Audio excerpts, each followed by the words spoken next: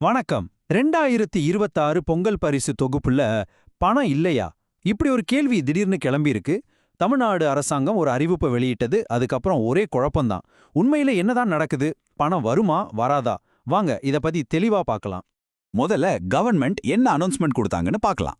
அதை பார்த்துட்டு மக்கள் ஏன் இவ்ளோ கன்ஃபியூஸ் ஆனாங்க, கடைசியா இதுக்கு என்னதான் தீர்வு, அடுத்து நாம என்ன எதிர்பார்க்கலான்னு எல்லாத்தையும் ஸ்டெப் பை ஸ்டெப்பா பார்த்துடலாம். சரி, இந்த கன்ஃபியூஷன் எல்லாம் எங்க இருந்து ஆரம்பிச்சது? அதுக்கு காரணம் அரசாங்கம் வெளியிட்ட அந்த முதல அறிவிப்பு தான். அதுல அப்படி என்னதான் சொல்லியிருந்தாங்கன்னு முதல்ல பாத்துருவோம். கவர்மெண்ட் ஒரு ஜிஓ, அதாவது அரசாணையை வெளியிட்டாங்க. அதுல பொங்கல் பரிசு திட்டத்துக்காக 248 கோடி ரூபாய் ஒதுக்கியிருக்கிறதா சொல்லியிருந்தாங்க.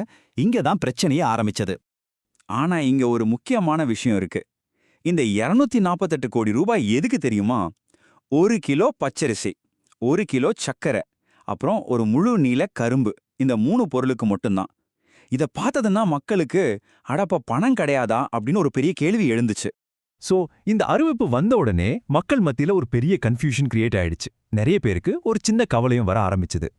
மக்கள் எல்லாரும் நோட் பண்ண முதல் விஷயம் என்னன்னா, வருஷா வருஷம் பொங்கலுக்கு கொடுப்பாங்களே அந்த ரொக்க பணம், அதை பத்தின ஒரு வார்த்தை கூட அந்த அறிவிப்புல இல்ல. இதுதான் மொத்த குழப்பத்துக்கும் முக்கியமான காரணமா அமைஞ்சது.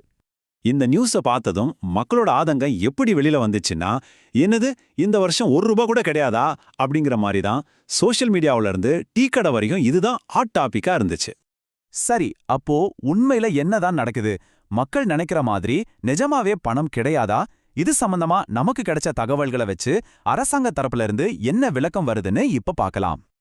இந்த மொத்த கன்ஃபியூஷனுக்கும் காரணம் என்னன்னா, நாம 2 விஷயத்த ஒன்னா போட்டு குழப்பிக்கிட்டது தான். அதாவது இந்த பொங்கல் பரிசுங்கிறதும் 2 தனித்தனி பார்ட். ஒன்னு பரிசு பொருள், இன்னொன்னு ரொக்க பணம். இன்னும் சிம்பிளா சொல்லணும்னா, இப்போ கவர்மெண்ட் அறிவிச்சிருக்கிறது அந்த 248 கோடி ரூபாய்க்கான அரிசி, சர்க்கரை, கரும்பு அடங்கின கிஃப்ட் பேக் பட்டி மட்டும்தான். பணம் கொடுக்கறது பத்தின அறிவிப்பு அது இனிமே தான் தனியா வரும். நமக்கு கிடைச்சிருக்கிற லேட்டஸ்ட் தகவல் படி அதிகாரிகள் இது சம்பந்தமா ஆலோசனை பண்ணிட்டு இருக்காங்க. அதனால பணப்பரிசு பத்தின அந்த அஃபிஷியல் அனௌன்ஸ்மெண்ட்டை இன்னும் 1-2 நாள்ல தனியா வரும்னு நாம எதிர்பார்க்கலாம். ஓகே, இப்ப குழப்பம் தெளிஞ்சிருச்சு. அடுத்து என்ன?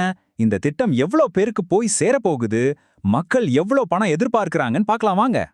பாருங்க, இந்த பொங்கல் பரிசு திட்டம்ங்கிறது ஏதோ சின்ன விஷயம் கிடையாது.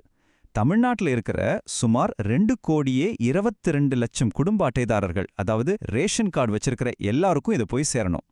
இது இன்னும் அஃபிஷியலா கன்ஃபார்ம் ஆகல. ஆனா மக்கள் மத்தியிலும் சரி, நமக்கு கிடைச்ச தகவல் படியும் சரி, ஒவ்வொரு குடும்பத்துக்கும் ₹3000 ரொக்க பரிசா கிடைக்கும்னு ஒரு பரவலான எதிர்பார்ப்பு இருக்கு. சோ மொத்தத்துல இப்போ எல்லாருமே அந்த கேஷ் அனௌன்ஸ்மெண்ட்டுக்காக தான் வெயிட் பண்ணிக்கிட்டு இருக்காங்க. மக்கள் எதிர்பார்க்கிற அந்த ₹3000 கிடைக்குமா, இல்ல வேற ஏதாவது ட்விஸ்ட் இருக்குமா? அரசாங்கத்தோட அதிகாரப்பூர்வ அறிவிப்பு தான் இதுக்கு பதில் சொல்லும். நாமளும் காத்திருந்து பார்க்கலாம்.